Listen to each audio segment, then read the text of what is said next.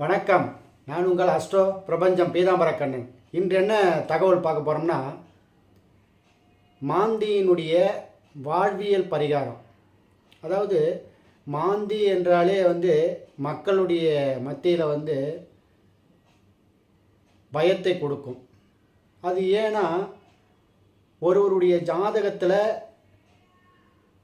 எந்த கட்டத்தில் அமர்ந்தாலும், எந்த நட்சத்திரத்தில் அமர்ந்தாலும் அந்த உறவினுடைய உயிர்காரத்துவத்தை மரண பயத்தை கொடுக்கும், இல்லை மரணத்தை கொடுக்கும். இந்த மாந்தின்னு சொல்லலாம். இப்போ ஜாதகம்னு ஒன்று எடுத்துட்டாலே ஏதோ ஒரு கட்டத்தில் இருக்க தான் போகிறாரு, ஏதோ ஒரு நட்சத்திரத்தில் இருக்க தான் போகிறாரு. அப்போ அந்த உறவின் மூலியமாக அந்த ஜாதகருக்கு உயிர் கண்டத்தை கொடுக்கும். அதனால தான் மாந்தி என்றாலே அந்த மாதிரி ஒரு தன்மை ஜாதகத்தில். அதனால் மாந்தியை பார்த்து கொஞ்சம் ஒரு பயம் இருக்க தான் செய்யும். அந்த பயத்தை இல்லாத அளவுக்கு பண்ணணும் அப்படின்னா, எப்படி அவனர்களாலே அவன்தாள் வணங்குவது அப்படின்ற ஒரு முன்னோர்கள் சொன்ன இருக்கோ, அந்த மாதிரி அந்த பயத்தையே போக்கக்கூடிய தன்மை அந்த ஜாதகருக்கு இருக்கா அப்படின்னு பார்த்தா, அது அவருடைய வாழ்க்கையில் சேர்ந்த ஒரு கலையாக இருக்கணும். அது எப்படின்னா, இப்போ 12 ராசியில் ஏதோ ஒரு நட்சத்திரத்தில் மாந்தி இருக்குது. அந்த உயிர்காரத்துவத்தை அது கெடுக்க தான் போகுது, அது இல்லைன்னு சொல்லலை. இருந்தாலும் அது மூலிமா நம்ம லாபத்தை எப்படி அடையிறது, எப்படி அதை நம்ம மேற்கோள் காட்டுறது அப்படின்னா, இந்த வீடியோ யாருடைய கண்ணுக்கு படும் அப்படின்னா, இதை ஏற்கனவே செஞ்சுக்கின்னு இருக்கிறவங்க அதை இந்த வீடியோ பார்ப்பாங்க. இல்லை இனிமேல் செய்ய போகிறவங்க, கடைப்பிடிக்கிறவங்க அந்த வீடியோ பார்ப்பாங்க. இல்லை இதுக்கு ரெண்டுக்கும் மத்தியில் யாரும் இந்த வீடியோவை நான் ஃபாலோ பண்ண மாட்டேன், இவர் சொல்கிறத நான் கேட்க மாட்டேன் அப்படின்றவங்க இந்த வீடியோவை பார்த்தாலும் தள்ளிட்டு போயிடுவாங்க. ஏன்னா இந்த மாந்தி அதனுடைய வாழ்வியல் பரிகாரம்ன்றது என்னென்னா, ஒருவருக்கு மரணம் ஏற்படுறதுன்னு வச்சுங்களேன், அந்த மரணத்தை கண்டு நாம் முகம் சுளிக்கக்கூடாது. முதல்ல ஏதோ உறவு மூலியமாகவோ, இல்லை தெரிந்தவர்கள் மூலியமாகவோ, நண்பர்கள் மூலியமாகவோ, இல்லை எனக்கு யாருன்னே தெரியாது, XYZ போகிற வழியில் ஏதோ ஒன்று நடக்குது, அந்த மரணத்தை கண்டு பயமோ முகம் சுளிக்கவோ கூடாது. முதல்ல மாந்தியினுடைய வாழ்வியல் பரிகாரம். சப்போஸ் அந்த மாதிரி ஏற்பட்டு விட்டது, உறவுக்கோ ஏதோ ஒரு சந்தர்ப்ப சூழ்நிலையில் ஏற்பட்டுடுது, அந்த இறுதி பயணம் என்று சொல்லக்கூடிய அந்த கடைநிலை பயணத்துக்கு உங்களால் எந்த அளவுக்கு முடியுமோ அந்த அளவுக்கு உதவிகள் செய்யணும். முதல்ல அது உடல் உழைப்பாலேயோ, இல்லை பொருளாதாரத்தாலேயோ, இல்லைன்னா ஏதோ ஒரு விதத்தில் அந்த கடைநிலை பயணத்துக்கு நீங்கள் உதவி செய்யணும். அப்படி செய்யும் பட்சத்தில் இதுக்கு எப்படிங்க இதுக்கு பிரதிபலன் இருக்கும் அப்படின்னா, நான் கடைசியாக ஒரு விஷயத்தை சொல்கிறேன், அது மூலிமா உங்களுக்கு புரியும்.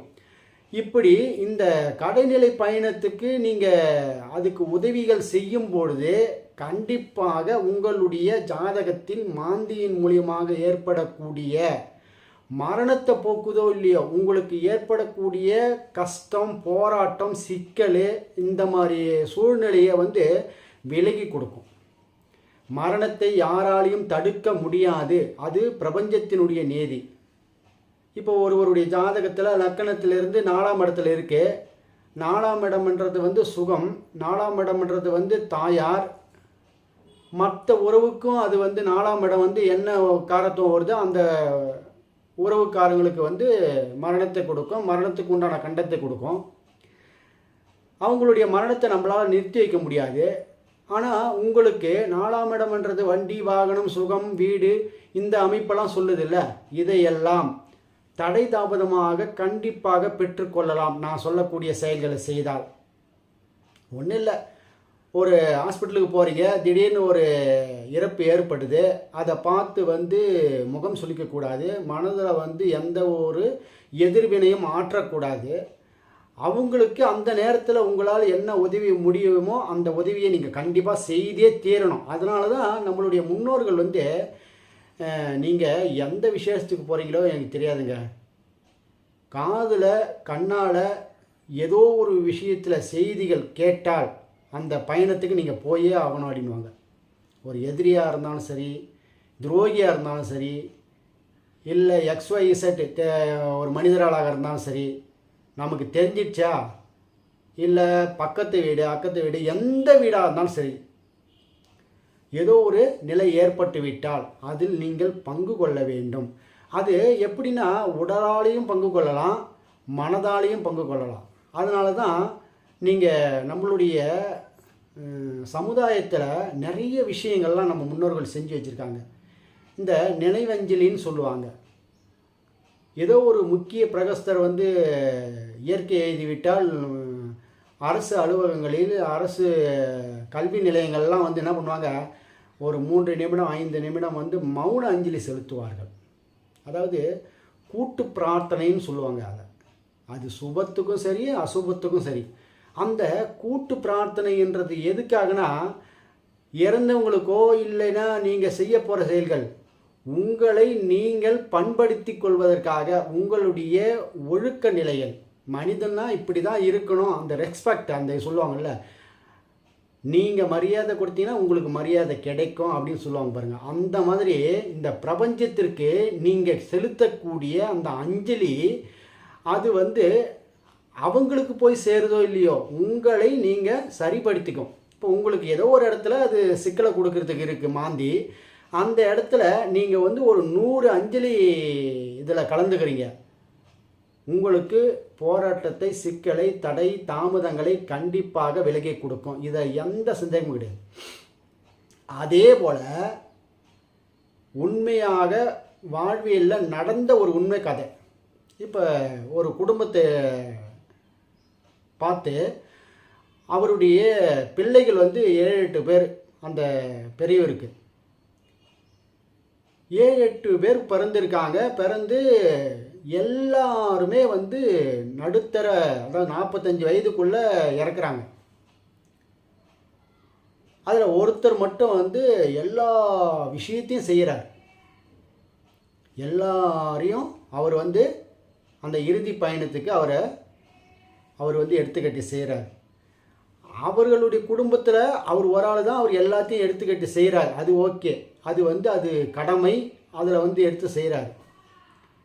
அவர்களை சுற்றி உள்ள சமுதாயத்தில் யாருக்கு எந்த இறுதி பயணங்களிலும் இவர் கலந்து கொள்வார். இப்படியா இருக்க பட்சத்தில் நான் இதில் ஆய்வு பண்ணும்போது அவங்க வீட்டில் எல்லாருக்கும் அந்த நிலை வந்துவிட்டது. இவர் கொஞ்சம் நன்றாக இருக்கின்றார். எப்படின்னு பார்த்தா, இவர் அவங்க வீட்டு குடும்பத்தில் எல்லாரையும் இறுதி பயணத்துக்கு உதவிகள் செய்திருந்தாலும், அடக்கம் செய்திருந்தாலும், நல்ல ஒரு அஞ்சலி செய்திருந்தாலும், அடுத்தவர்களுடைய இறுதி பயணங்களிலும் இவர் நல்லது செய்வார். இப்போ நீங்கள் இன்னொரு கேள்வி கேட்கலாம். அப்படி பார்த்தா அந்த சுடுகாட்டில் வேலை செய்கிறவங்க, இல்லைன்னா அந்த இறுதி பயணத்துக்குன்னே ஊர்லலாம் நிறைய பேர் அந்த வேலையே செஞ்சுட்டு இருப்பாங்க பார்த்தீங்களா, அவங்களாம் நல்லா இருப்பாங்களா அப்படின்னா, அவர்களுடைய ஜாதகத்தில் மாந்தியினுடைய நின்ற இடத்தினுடைய அதிபதியே தொழிலாக இருப்பார்கள். 6ஆம் அதிபதியோ 10ஆம் அதிபதியோ தொழிலாக இருப்பாங்க. அதன் மூலியமாக ஜீவனாம்சம் ஓடும். அதில் அவர்கள் எந்த ஒரு மனம் சுளிக்காமல், இடையூறு இல்லாமல் அந்த தொழிலை செய்யப்பட வேண்டும். அதில் ஏதாவது ஒரு இடர்கூட செஞ்சார்னா அவருக்கும் அதில் வச்சு செய்யுன்றது தான் நம்ம சொல்ல வர வேண்டிய கருத்து. இப்போ இந்த பெரியவர் சொன்னார்ல, எல்லாத்தையும் எடுத்து அவங்க வீட்டில் இருக்கிற அனைவருக்கும் இறுதி பயணத்தில் கலந்து அவரை அடக்கம் செய்து நல்ல முறையில் செய்திருக்கிறாரு. அவர்களை சுற்றி உள்ள சமுதாயத்துக்கும் அவர் உதவிகள் செய்யும் பட்சத்தில் அவர்களுடைய குடும்பம் மேன்மேலும் நல்லா வளர்ந்து உயர்ந்த நிலையை அடையுது. எவ்வளவோ சிக்கல், போராட்டம் அதெல்லாம் சந்திச்சாலும் இவர் மட்டும் மேலெழும்பி வராரு. அப்போ இந்த விஷயத்தை, இது நடந்த உண்மையான கதை, இது நிகழ்ச்சி. அதனால தான் இதை உங்களுக்கு எடுத்து சொல்கிறேன். அப்போ மாந்தி என்றாலே மரணத்தை தடுக்க முடியாது.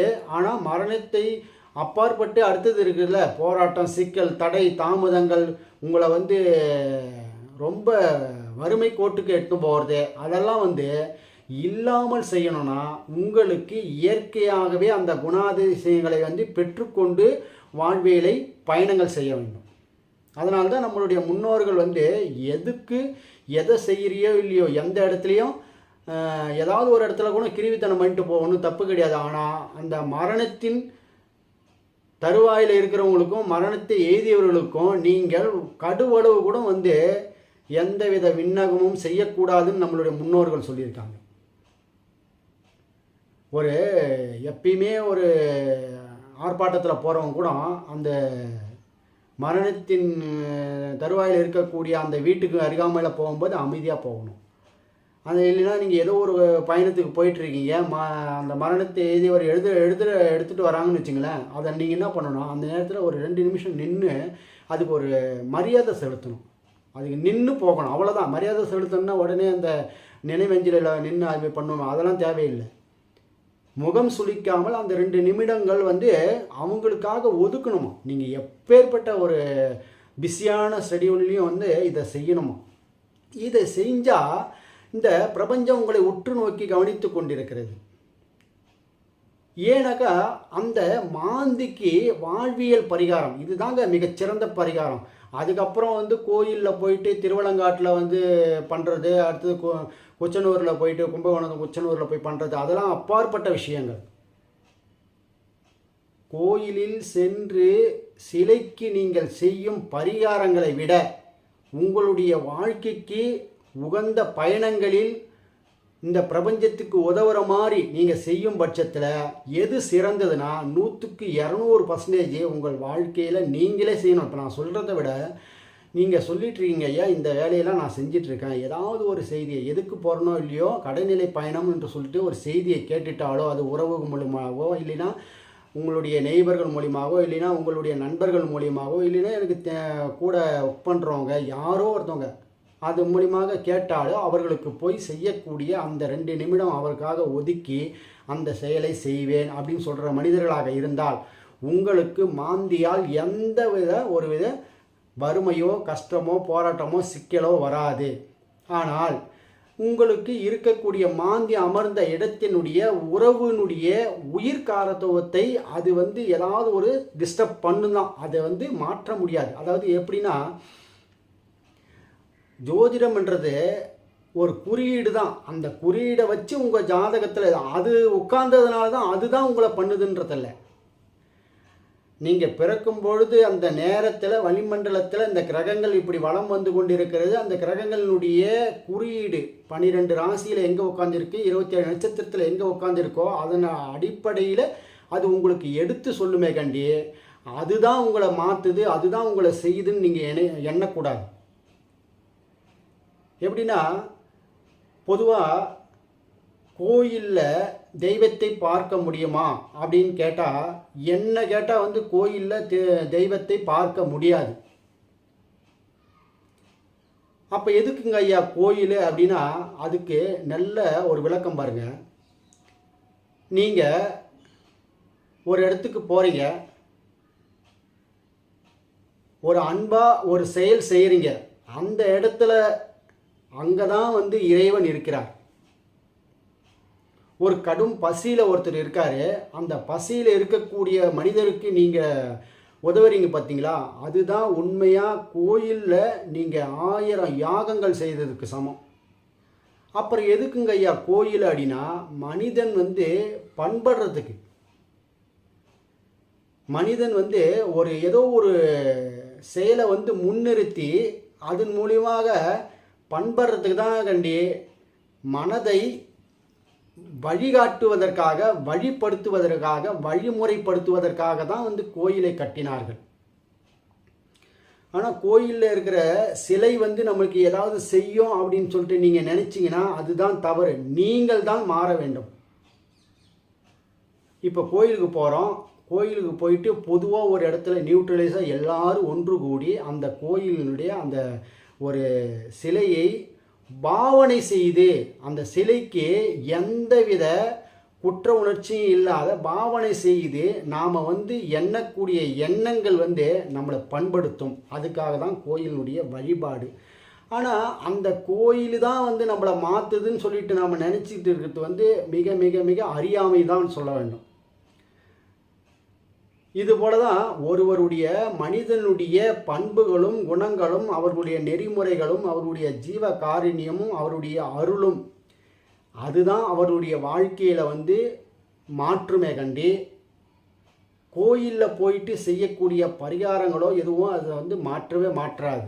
அதுக்கு சிறந்த ஒரு உதாரணம் மாந்தி உங்கள் ஜாதகத்தில் ஒரு இடத்துல இருந்துடுச்சு, அதை நீங்கள் பண்ணணும்னா நீங்கள் உங்களுடைய இயற்கையாகவே உங்களுடைய குணாதிசயங்கள் மற்றவர்களுக்கு உதவுற தன்மையில் இருக்கும் பட்சத்தில் அதுலேயும் கண்டிப்பாக மனிதர்கள் மட்டும் கிடையாது, அனைத்து உயிரினங்களும் ஏதோ ஒரு உயிரினம் இறந்து போச்சுன்னு வச்சிங்களேன், அந்த உயிரினத்துக்கு நீங்கள் செலுத்தக்கூடிய அந்த நன்றி கடன், இறுதி பயணம், அதற்கு செய்யக்கூடிய உதவி உங்களுடைய வாழ்க்கையில் உன்னதமான இடத்துல எடுத்து போய் நிப்பாட்டுன்றத சந்தேகமே கிடையாது.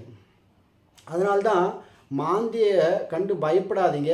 மாந்தி ஒரு குறியீடாக சொல்லுமே கண்டி மாந்தியால் ஏற்படக்கூடிய தடை தாமதங்கள், இது இப்போ நான் சொன்ன விஷயங்களை நீங்கள் ஏற்கனவே கடைபிடிக்கிறவராக இருந்தால் சந்தேகமே தேவையில்லை, எந்த ஒரு சந்தேகமும் வேண்டாம். நீங்கள் வாழ்க்கையில் முன்னேற்றத்தையே அடைவீர்கள், நல்லதே நடக்கும். அதுதான் உண்மை.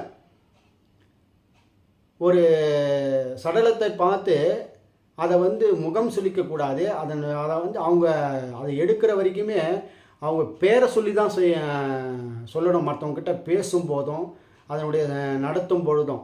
ஏன்னாக்கா இது நம்ம இப்படி தான் வாழணும்னு சொல்லிட்டு ஒரு சில நெறிமுறைகள்லாம் இருக்குது. அதை தாண்டி செய்யும்போது இந்த பிரபஞ்சம் தானாகவே இயங்கி கொண்டிருக்கிறது. எல்லாமே ப்ரீ டிசைனடு தான். இப்போ நான் பேசிகிட்டு இருக்கிறத கூட இந்த நேரத்தில் இந்த சன நேரத்தில் இந்த மாதிரி நிகழ்ச்சி பேசணும்னு இருக்கு. ஆனால் அதில் என்னுடைய பங்கு என்னன்னா, நான் ஒரு கருவி, நான் ஒரு முயற்சி. மனிதன் தாயினுடைய கருவில் குழந்தை மறைத்தல் தொழிலை செய்து இறைவன் அருள்வார்.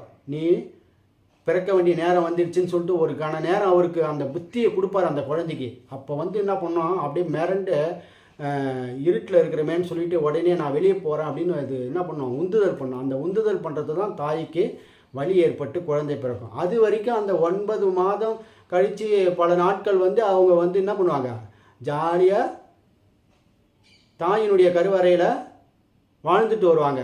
அந்த நேரத்தில் எப்படி சன நேரத்தில் அவங்களுக்கு பிறக்கணுன்ற எண்ணம் வருதுன்னா, இறைவன் அருளல் தொழிலை அந்த நேரத்தில் தான் கொடுப்பார். கொடுத்த நேரத்தில் அவர் வெளியே வந்துடும் குழந்தை. இது எப்படின்னா, அந்த செயல் ஏன் நடக்குது அப்படின்னா, ப்ரீ டிசைனடு. இறைவன் எல்லாத்தையுமே கரெக்டாக டிசைன் பண்ணி வச்சுருக்காரு. ஆனால் அந்த முயற்சி, அந்த குழந்தைக்கு அந்த எண்ணத்தை கொடுத்த உடனே அது முயற்சி பண்ணுது. அந்த முயற்சி கொடுத்த உடனே தாய்க்கு வலி வருது. அதுபோல் அனைத்து உயிரினமும் முயற்சி என்ற செயலை செய்து கொண்டே இருக்கணும். அந்த முயற்சியில் தாங்க இந்த வாழ்வியல் பரிகாரம்ன்றது. நாம் இப்படி தான் முயற்சி பண்ணிக்கிட்டே இருக்கணுன்றது தான் நம்மளுடைய முன்னோர்கள் வகுத்த வழிமுறைகள். அதை மருவி சில தவறுதலாக போயிட்டுருக்கும் பட்சத்தில் அது நமக்கு நடக்க மாட்டுது. நான் நல்லது தான் செய்கிறேன், நான் இந்த பிறவியில் நல்லதே தான் பண்ணிகிட்ருக்கேன், ஆனால் எனக்கு மட்டும் ஏன் அப்படி இருக்கு அப்படின்னு சொல்லிட்டு கேள்வி கேட்குறாங்கல்ல. இப்போ நீங்கள் கரெக்டாக சரியாக செய்யுங்கள், அடுத்தது ஏதாவது ஒரு விஷயத்தில் கண்டிப்பாக உங்களுக்கு நன்மையே நடக்கும்ன்றது தான். அது இந்த பிறவியில் இருந்தாலும் சரி, அடுத்த பிறவியில் இருந்தாலும் சரி, கண்டிப்பாக நடக்கும். அப்போது ஒருவருடைய ஜாதகத்தில் மாந்தி எந்த இடத்துல, எந்த கட்டத்தில், எந்த நட்சத்திரத்தில், எந்த உறவினுடைய காரகத்துவத்தில் இருந்தாலும் சரி, நீங்கள் கவலை கொள்ள வேண்டாம். நீங்கள் உங்களுடைய வாழ்க்கையில் ஏற்படக்கூடிய உங்களுடைய நெய்பர், உங்களுடைய உறவுக்காரர், உங்களுடைய அனைத்து நபர்களினுடைய இறுதி பயணங்களில் மரியாதை செலுத்துங்கள், முகம் சுளிக்காதீர்கள். எந்த ஒரு பகையாளியாக இருந்தாலும் சரி, எந்த ஒரு கொடுமைக்காரனாக இருந்தாலும் சரி, அந்த ஒரு செயலுக்கு மட்டும் நீங்கள் மரியாதை செலுத்துங்கள். அது பொருளாகவோ உங்களுடைய உடல் உழைப்பாகவோ இல்லைன்னா ஏதோ ஒரு விதத்தில் உதவி செய்யும் பட்சத்தில் உங்களுக்கு நன்மையே நடக்குன்றதை சொல்லி இதுதான் மாந்தியால் ஏற்படக்கூடிய மிக மிக சிறந்த பரிகாரம். அப்புறம் நீங்கள் வந்து கோயிலுக்கு திருவள்ளங்காட்டுக்கு போய் பரிகாரம் பண்ணுங்க. அடுத்தது கும்பகோணம் பக்கத்தில் குச்சனூர்ன்ற ஊரில் போயிட்டு பரிகாரம் பண்ணுங்க. அது பரிகாரமாக ஏற்றுக்கொள்ளப்படும். இந்த முதல்ல சொன்ன அந்த வாழ்வியல் பரிகாரம்ன்றது வந்து மிகச்சிறந்த பரிகாரமாக ஏற்றுக்கொள்ளப்படும். ஏன்னா என்னுடைய வாழ்க்கையில் பார்த்த உண்மையான அனுபவத்தை நான் சொல்லிகிட்ருக்கேன். நிறைய பேருக்கு அந்த மாந்தியால் ஏற்படக்கூடிய நிகழ்ச்சிகளில் ஒரே ஒரு மனிதன் அந்த குடும்பத்தில் இருந்து முன்னேற்றத்துக்கு அடையக்கூடிய தன்மையை கொடுக்குதுன்னா இந்த செயல்களை எல்லாம் செய்தவர்கள் தான் அந்த நிலையில் இருக்கிறார்கள் என்றதை வந்து நான் அனுபவபூர்வமாக அறிந்ததுனால இந்த வீடியோ உங்களுக்கு பதிவு பண்ணியிருக்கேன். பிடிச்சிருக்கும் பட்சத்தில் லைக் பண்ணுங்கள், ஷேர் பண்ணுங்கள், மற்றவர்களுக்கு அனுப்பிவிடுங்க. நமது நேயர்கள் ஆற்றில் ஓடும் நீரோடை வள பிரபஞ்சத்திற்கு நற்காரியங்கள் செய்து நற்பலன்களை பெற்று இறைவனுடைய ஆசையை பெற்று வாழுங்கள். நன்றி, வணக்கம்.